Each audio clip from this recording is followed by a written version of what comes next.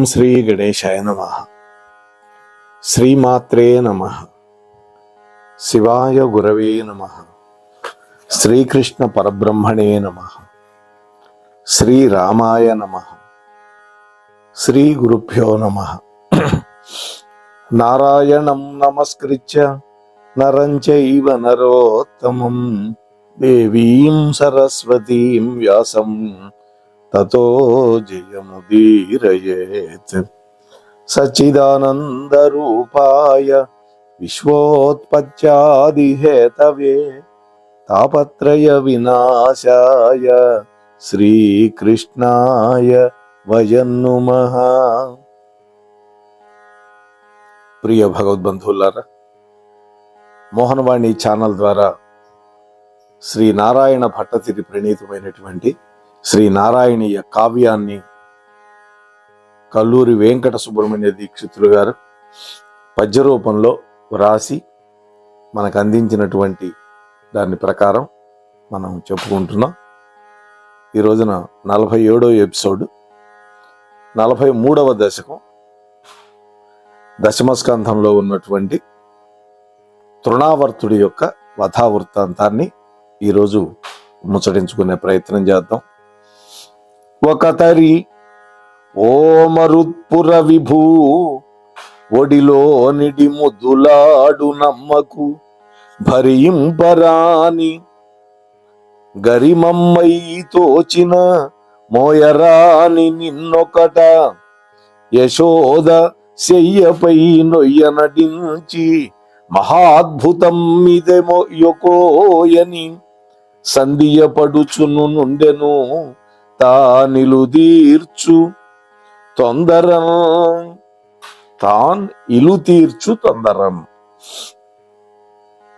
కృష్ణ, ఒక రోజున నీ తల్లి యశోద నిన్ను ఒళ్ళో పడుకోబెట్టుకొని నీకు పాలిచ్చి ముద్దులాడుతూ ఉన్నది, ఆనందపడుతూ ఉంది. తటాలున మోయరానటువంటి బరువుగా తోచావు. ఒళ్ళో ఎత్తుకోనుంది, నీకు పాలిచ్చింది, పడుకోబెట్టుకుంది ఒళ్ళో, కానీ ఆమె మొయ్యలేనంత బరువు అయిపోయావు నువ్వు. ఇది ఏం విడ్డూరమా అని మీ తల్లి ఆశ్చర్యపడి నిన్ను పక్క మీద పడుకోబెట్టి ఇంటి పనుల్లో నిమగ్నమైపోయింది. ఏమిట్రా ఈరోజు ఇంత బరువు ఉన్నాడు మా కన్నయ్య అని ఆశ్చర్యపోయి మొయ్యలేక పక్క మీద పడుకోబెట్టి తన ఇంటి పనిలోకి వెళ్ళిపోయింది. అప్పుడు చూడండి ఏమైందో.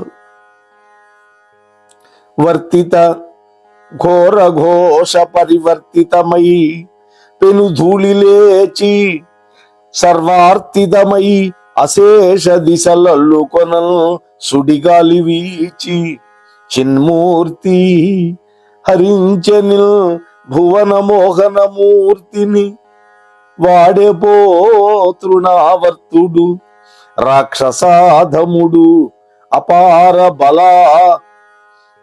వినివర్తుడు అయ్యడు. ఓ కృష్ణ, ఎప్పుడైతే మీ అమ్మ నిన్ను మంచం మీద పడుకోబెట్టి వెళ్ళిపోయిందో అంతలోనే ఆ దగ్గరలో పెద్ద పెద్ద రొదతోటి భయంకరమైనటువంటి ధూళి తుపాను చెలరేగింది. దుమ్ము 10 దిక్కులు కమ్ముకును. ఆ విధంగా సుడిగాలి వీచి ఆ సుడిగాలుతో పాటు తృణావర్తుడు అనేటువంటి పేరిట ఉన్నటువంటి కంస ప్రేరితుడైనటువంటి రాక్షసుడుగా వచ్చాడు. ఆ సుడిగాలిలో అంటే సుడిగాలి రూపంలో వచ్చిన వాడు రాక్షసుడు, వాడి పేరు తృణావర్తుడు. అలా వచ్చివాడు సర్వభువన మనోహరుడు అయినటువంటి నిన్ను ఆకాశంలోకి తీసుకొని వెళ్ళిపోయాడు. వాడు ఆకాశంలోకి ఎత్తుకొని వెళ్ళిపోయినాడు స్వామిని ఆ సుడిగాలతో పాటుగా. అప్పుడు ఏం జరిగింది? కన్నుల ధూళి క్రమ్ముకొని కానగరాక ఇది ఏమి దారుణమ్మన్న భయాన గోపజనమందరు వంతమునుంగనయ్యో మాయన్న ఎటైతివన్న కనుమన్న అటంచట సేరవచ్చి చూచె నిన్ను పూని మీ జనని చెప్పగరాని విషాద వేదనం. ఆ సమయంలో ఉవ్వెత్తున రేగినటువంటి ఆ ధూళి వల్ల గోపకాంతల అందరి కళ్ళు మూసుకుపోయినాయి. కళ్ళల్లో దుమ్ము పడుతుంది అంటే మనం ఏం చేస్తాం? కళ్ళు మూసుకుంటాం. ఆ విధంగా వాళ్ళందరూ కళ్ళు మూసుకున్నారు. ఇదేమి దారుణమని ఘోరమైనటువంటి దుఃఖంలో మునిగిపోయారు. అంటే నిన్ను ఎప్పుడైతే ఆ తృణావర్తుడు సుడిగాలి రూపంలో వచ్చి తీసుకువెళ్ళిపోయాడో చూస్తూ ఉన్నటువంటి వాళ్ళందరి కళ్ళల్లో దుమ్ము పడింది. అందుకని వాళ్ళందరూ కళ్ళు మూసుకున్నారు. అప్పుడు వాళ్ళు విలపిస్తున్నారు, నా తండ్రి ఏమైపోయావు? నీవు కనపడక యశోద హోరుమని ఏడుస్తూ ఉన్నది కదా అంటున్నాడు భట్టతి. అంతలో యశోద ఇంట్లో నుంచి వచ్చింది బయటికి. అందరూ వేదన పడుతున్నారు, గోపకాంతలందరూ. వాళ్ళు చెప్పేశారు, అమ్మా ఒక సుడిగాలి వచ్చి మీ అబ్బాయిని తీసుకెళ్ళింది ఆకాశంలోకి. ఈ మాట వినగానే మ్రాన్పడిపోయింది యశోదమాత. దుఃఖంతో కుమిలిపోతూ ఉన్నది ఆ తల్లి. ఇదంతా నీకు జ్ఞాపకం చేస్తున్నాను కృష్ణ అంటున్నాడు ఈయన. అంతట దానవుండు హరి ఆదట మోయగరాని భారమై అంతట నందె చొచ్చువడి ఎవ్వడి దగ్గి యొడల్ దిగాల్వడల్ గంతులు దక్కియంద అడగారే క్షతాఖిల పాంశుఘోషమై కొంత అదోషమైన వ్రజఘోషము నిండే యశోద ఘోషము. ఆ విధంగా ఆ సుడిగాలు రూపంలో వచ్చి నిన్ను ఆకాశంలోకి తీసుకువెళ్ళినటువంటి తృణావర్తుడు, ఆ రాక్షసుడు నీ బరువుకు తట్టుకోలేకపోయాడు. ఇక్కడ లీల చేయటం కోసమే వాళ్ళ అమ్మకి బరువుగా తోచాడు ముందు. అంటే తన్ని కింద పెట్టాలి, మంచం మీద పెట్టి వెళ్ళిపోయింది ఆమె. ఏమిట్రా ఇంత బరువు ఉన్నాడని. అటువంటి కృష్ణుడిని తీసుకొని వెళ్ళాడు. వాడు తీసుకువెళ్ళేటప్పుడు తేలిగ్గానే ఉంది. కానీ కొంచెం సేపు అయ్యేటసరికి ఆ రాక్షసుడికి తట్టుకోలేనంత, మొయ్యలేనంత బరువు అయిపోయాడు స్వామి. అదే అణిమాది అష్టసిద్ధులు అంటాం మనం. తట్టుకోలేక వాడి యొక్క వేగం తగ్గిపోయి దీనుడైపోయి చేష్టలు ఉడిగిపోయినాయి. వాడి కదలలేకపోయాడు. అప్పుడు ఆ వ్రజఘోషంలో మీ అమ్మ ఆక్రందనం అందరికీ వినిపించింది. కొంతమంది చూశారు, వాళ్ళు బాధపడుతున్నారు. మిగిలిన వాళ్ళందరూ కూడా అక్కడికి వచ్చేశారు. ఎందుకని? యశోదామాత చేసిన ఆక్రందనలకి. యశోద యొక్క రోదనం విని నందాది గోపకులందరూ కూడా ఇల్లు విడిచి దూరంగా వెళ్ళిన వాళ్ళు కూడా గబగబా పరిగెత్తుకుంటూ వచ్చారు. అంటే అంత శబ్దంతో ఏడిచింది. అది కదా తల్లి ప్రేమ అంటే. వాళ్ళు కూడా ఏడుస్తూ ఉన్నారు వచ్చి, జరిగిన విషయం విని. పైన ఆకాశంలో స్వామి యొక్క బరువు మొయ్యలేక దీనుడైపోయినటువంటి ఆదానవుడు సర్వజనులకి మోక్షప్రదాత అయినటువంటి కృష్ణ, నీ చేతి నుండి ముక్తి పొందాలి అని కోరుకున్నాడు. నీ చేతిలో ప్రాణాలు పోగొట్టుకొని మోక్షాన్ని పొందాలనుకున్నాడు. అప్పుడు నీవు వాడిని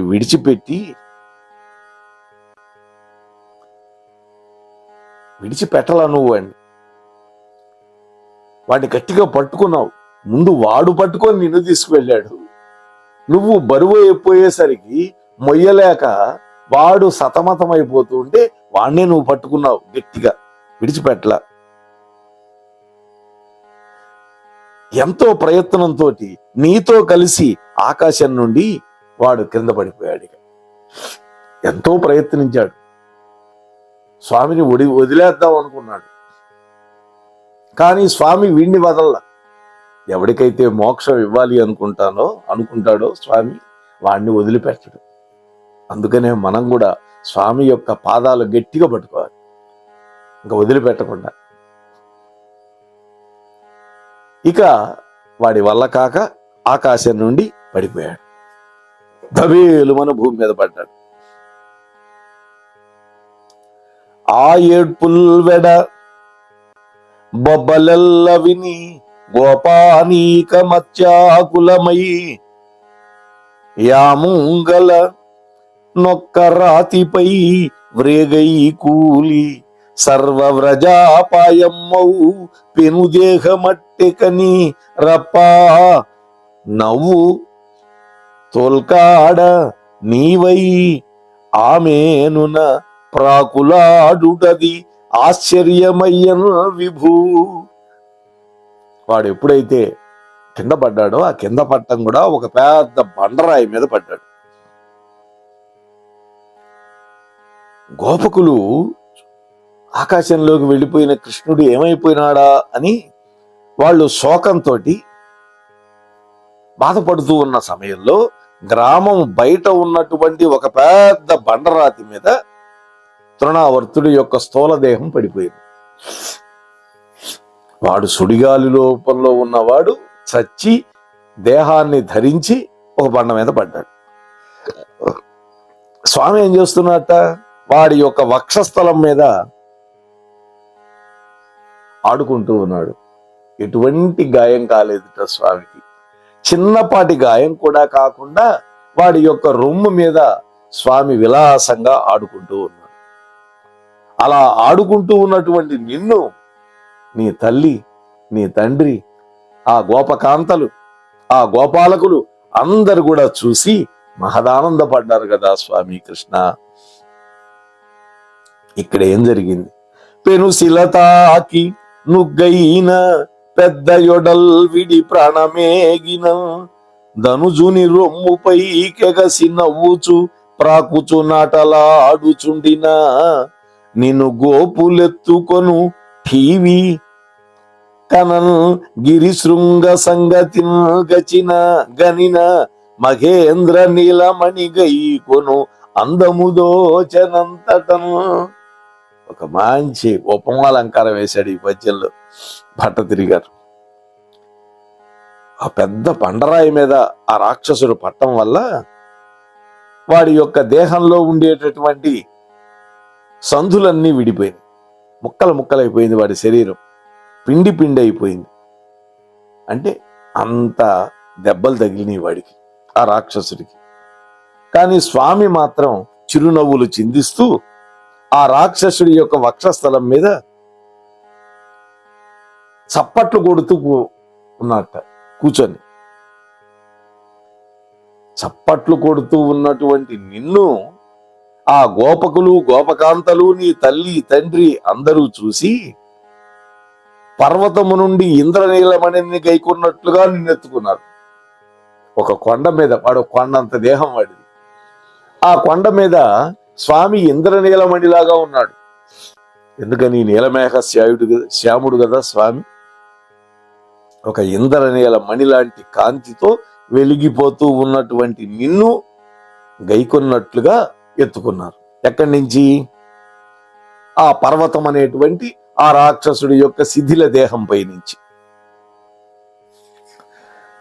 నందాది వ్రజ బృందమొక్కొక్కరు నిన్ నారాయణు సచిదానంద బ్రహ్మము కౌగలించుకొని ఆనందాన ముద్దాడ కన్విందై గోపికలట్టె ముచ్చటవడం నీవెంచి మీ అంతటన్ ముందే వ్రాలితి తత్కరాంబుజములం పూర్ణాత్మ నన్బ్రోవవే.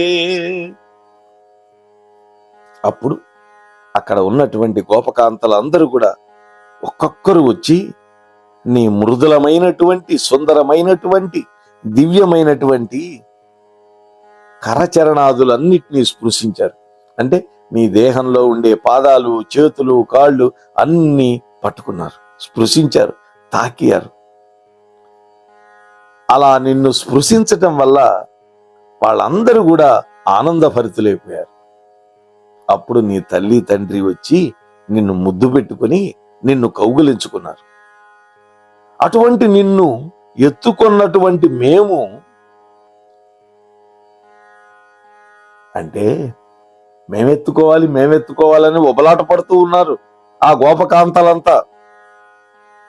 వాళ్ళ యొక్క చేతుల్లో నీ అంతట నీవు రాలిపోయావు. అది కదా స్వామి యొక్క అవ్యాజమైనటువంటి కరుణ. మేమెత్తుకోవాలని ముందుకు వస్తుంటే అందరి దగ్గరికి పరిగెత్తున్నాడు స్వామి, ఎగిరి దూకుతున్నట్ట వాళ్ళ మీదకి. అటువంటి సొగసుకాన్ని స్వామి కృష్ణ నిన్ను నేను కూడా మొక్కుతున్నానయ్యా అంటున్నాడు భట్టతిరి.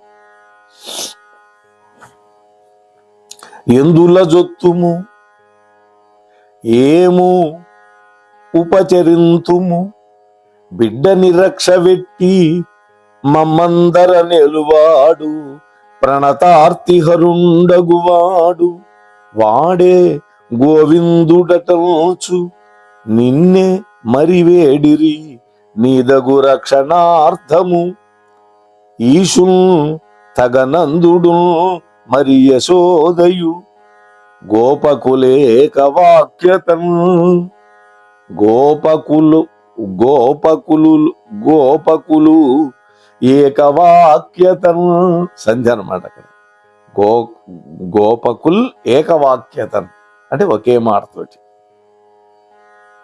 మీ అమ్మ మీ నాన్న కృష్ణ ఏమి చెప్పేదయ్యా, ప్రణతార్తిహరుడగు గోవిందుడే మా పిల్లవాడిని రక్షించుగాక అని ఎన్నో రీతుల నిన్నే ప్రార్థించారు.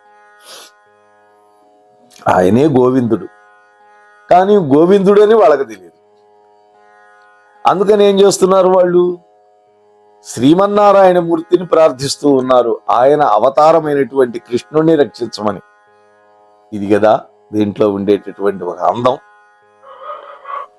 వాతాత్మక ధనుజునికి విఘాతము కలిగించినావు ఘనమతరా నా వాతము హరించుట యో వాతాలయ కొల్తునిల్ కృపారస నిలయ. చివరి పద్యంలో తన గురించి అడుగుతున్నాడు భట్టతిరి గారు. వాయు రూపంలో వచ్చినటువంటి తృణావర్తుణ్ణి ఈ విధంగా విదళించినటువంటి సంహరించినటువంటి మోక్షాన్ని అనుగ్రహించినటువంటి ఓ కృష్ణ, నా శరీరానికి సంక్రమించినటువంటి వాతరోగములను ఎందుకని నువ్వు విదిలించటం లేదు? ఓ వాయుపురనాథ, నేను ఏమి చేయగలుగుతాను స్వామి? నిశ్శేషమైన రోగశాంతిని చెయ్యమని అనేక విధాలుగా నిన్నే ప్రార్థిస్తూ ఉన్నాను, నిన్నే సేవించుకుంటూ ఉన్నాను అని భట్టతిరి గారు అద్భుతంగా తన వ్యాధిని పోగొట్టమని ప్రార్థించాడు ఈ చివరి పద్యంలో. రేపటి రోజు కృష్ణ పరమాత్మకి కృష్ణ అని నామం ఎవరు పెట్టారు, ఈ విశేషాలన్నీ కూడా 44వ దశకంలో మనం ముచ్చటించుకునే ప్రయత్నం చేద్దాం. అంతవరకు కృష్ణ పరమాత్మ యొక్క దివ్యనామాన్ని జపిస్తూ ఉండండి, కృష్ణ కథలు వింటూ ఉండండి, మన ఛానల్ ద్వారా ప్రసారం అయ్యేవి. అలాగే ఈ ఛానల్కి ఇంకా సబ్స్క్రైబ్ చేయకపోతే వెంటనే చేయండి. అలాగే మీతో పాటు కనీసం 4-5 చేత సబ్స్క్రైబ్ చేయించండి, లైక్లు ఇవ్వండి. చాలా మంది వింటున్నారు కానీ లైక్లు ఇవ్వడం మర్చిపోతున్నారు. లైక్ ఇచ్చి మీ కామెంట్ కూడా పెట్టండి అని మిమ్మల్ని సవినయంగా వేడుకుంటూ ఉన్నాను. మరింత మందికి చేరాలంటే హైప్ అనేటువంటి ఒక బటన్ ఉంటుంది, ఆ బటన్ ప్రెస్ చేయండి. వైరల్ అవుతుంది వీడియో, చాలా మందికి చేరుతుంది, యూట్యూబ్ వాళ్ళే చేరుస్తారు. స్వస్తి సర్వేషాం. మన మోహనవాణి కార్యక్రమాలు మీకు నచ్చినట్లయితే వెంటనే ఒక లైక్ చేయండి, అలాగే కామెంట్ చేయండి, ఎక్కువ మందికి షేర్ చేయండి. సబ్స్క్రైబ్ చేసుకోకపోతే వెంటనే మన ఛానల్కి ఇప్పుడే సబ్స్క్రైబ్ చేసుకోండి. ధన్యవాదాలు.